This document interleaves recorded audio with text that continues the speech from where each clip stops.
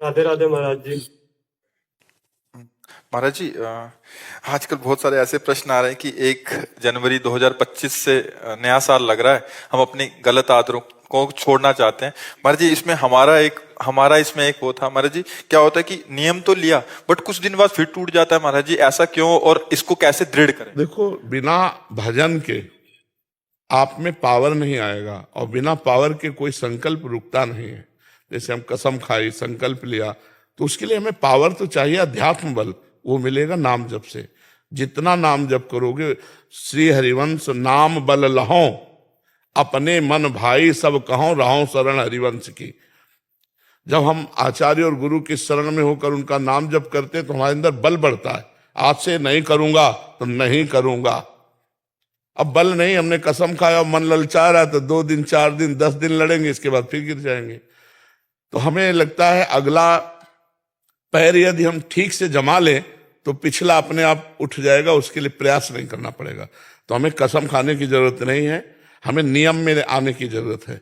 हम इतने माला गुरु मंत्र जपेंगे, नाम जप करेंगे तो हमारे अंदर बल आएगा। उसी बल से, बिना भजन के बच्चा काम नहीं बनने वाला। पक्का मान लो, खूब अनुभव की बात कह रहा हूं, जब भजन होगा तभी वो छूटेगा, नहीं तो नहीं छूटेगा। महाराज जी, मुझमें बहुत सारी कमियां थी। 1 साल पहले मैंने आपका सत्संग सुना और 1 साल पहले मैं वृंदावन आके आपका दर्शन किया, तो आपको देखने से और सुनने से लाइफ में बहुत सारी बदलाव आई। तो बस आज इसीलिए महाराज जी आए, साक्षात्कार आपका दर्शन करने से लाइफ में कितना बदलाव आएगा।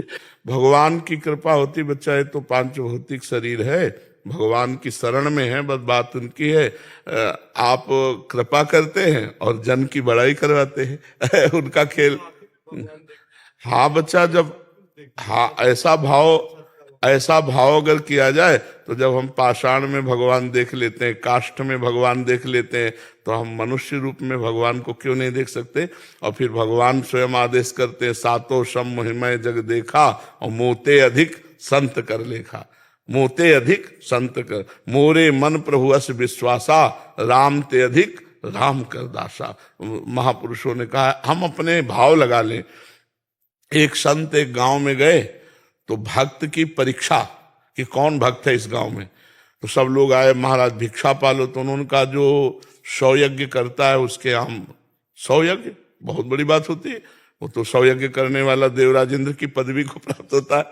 गांव में कहा कि जो यज्ञ करेगा, 100 यज्ञ करेगा या करने वाला कर चुका है उसी, तो कोई प्रण नहीं ले सकता। 100 यज्ञ की बहुत दाम चाहिए, रुपया चाहिए यज्ञ के लिए। अब गांव से पहले ये था कि कोई भूखा ना जाए, अतिथि भूखा ना जाए, संत भूखा ना जाए, बड़ी मर्यादाएं थी पहले, बहुत मर्यादा थी। आग चाहे जितना पापी हो, अगर अतिथि बनकर आ गया है दरवाजे पे तो उसका सम्मान किया जाता है। अतिथि देवो भव, पहले अतिथि देवो भव, कहीं कहीं मकान में भी लिखा होता था अतिथि देवो भव। तो वो संत बोले कि अगर कोई यज्ञ किए हो, तो एक नववधू थी, वो सत्संग जाया करती थी। उसने कहा हम महाराज को भोजन पवाएंगे। भोजन लेके गई तो महाराज ने देखा, बोले बच्चा तुम्हारी नई अवस्था है, अभी 100 यज्ञ कैसे कर लिए।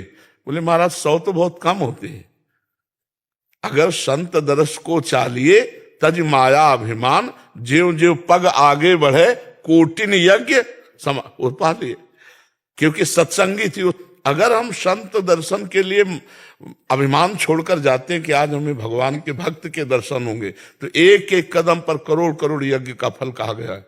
संत दरस को चालिए तज माया अभिमान, ज्यों ज्यों पग आगे बढ़े कोटिन यज्ञ समान। तो भगवान कृपालु हैं, वो इस सब पे कृपा कर रहे हैं।